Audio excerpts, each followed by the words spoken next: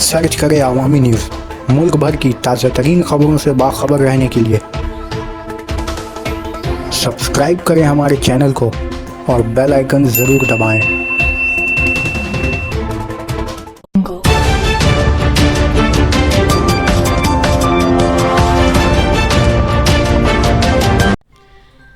Bengal BJP और साबिक mayor शोभन Chatterjee. Bengal BJP और शोभन चटर्जी में यूं लगता है कि सब कुछ ठीक ठाक नहीं है, क्योंकि गुजरे रोज मगरबी बंगाल बीजेपी की जानिब से इंतखाबी मनसूबाबंदी के लिए पार्टी ने इन सभी 18 एमपीज और एमएलएस को इस खास प्रोग्राम में शामिल होने के लिए मदऊ किया था, जहां बूथ लेवल पर काम करने वाले कारकुनान को तरबियत भी दिया जाना था।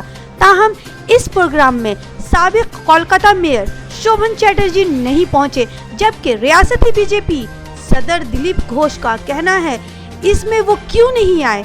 इस बात पर वो जरूर शोभन चटर्जी से बात करेंगे, जबकि जराई की जानिब से कहा जा रहा है कि शोभन चटर्जी अपनी दोस्त बैसाखी को ना मदऊ किए जाने की वजह से शामिल नहीं हुए हैं।